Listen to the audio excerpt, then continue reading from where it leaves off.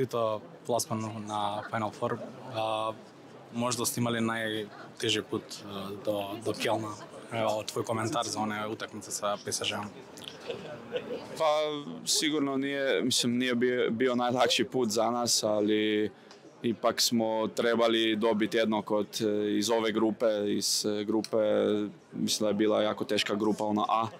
I trebali smo dobiti nekog i to je bio na kraju PSG, bile su dve jake teške utakmice.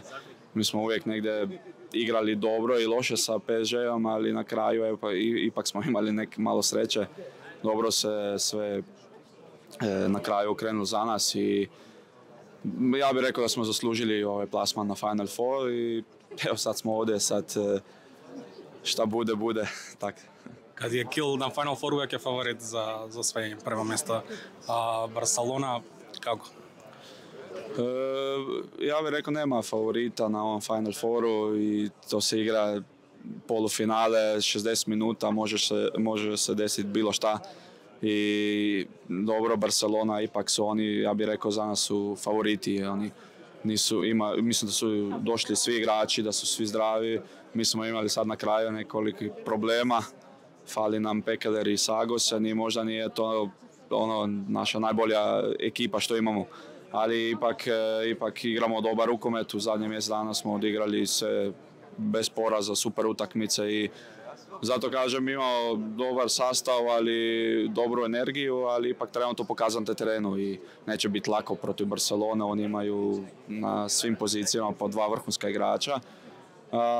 Ja sam uvijek rekao kad nam Landim brani, onda smo mi tu.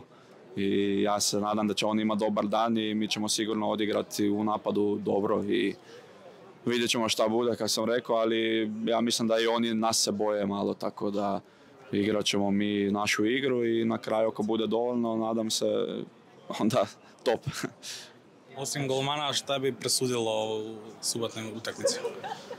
A za mene jako su bitni golmani, tamo Perez de Vargas, on je uvijek bio na Final Fouru između boljih golmana ili možda prošli prvenstvo je bio, prošli turnir bio je MVP.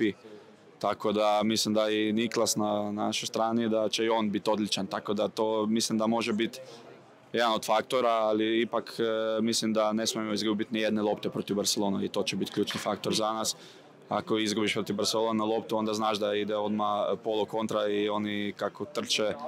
Mislim da je to njihova jedna dobra taktika njihova, stvari to su najjači i to trebamo mi zaustaviti, znamo šta i kako, ali ipak neće biti lagano, malo je ipak nervoze, prva utakmica, polufinale, znamo svi za šta igramo i zato sam rekao vidjet ćemo šta bude, ali mislim da trebamo odigrati više od ovoga što znamo trenutno da bi dobili Barcelonu.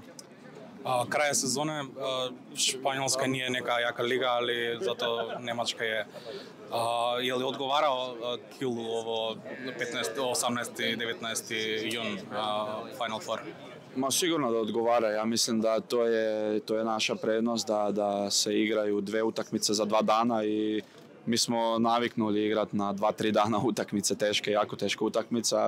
Čini mi se da Barcelona što igra u ligi, u španjolskoj ligi, da nije to baš na istom nivou koji mi igramo u Bundesligi, tako da to smo i prošli put pokazali na Final Fouru u Kölnu i zato mislim da tu smo mi u prednosti, ali ipak je to prva utakmica, oni su svježi došli mi i zato kažem samo trebamo odigrati našu igru, trebamo pokazati sve što znamo i više i trebamo biti dobro raspoloženi sutra i ako bude to dovoljno vidjet ćemo, ali mislim da imamo jako dobre šanse.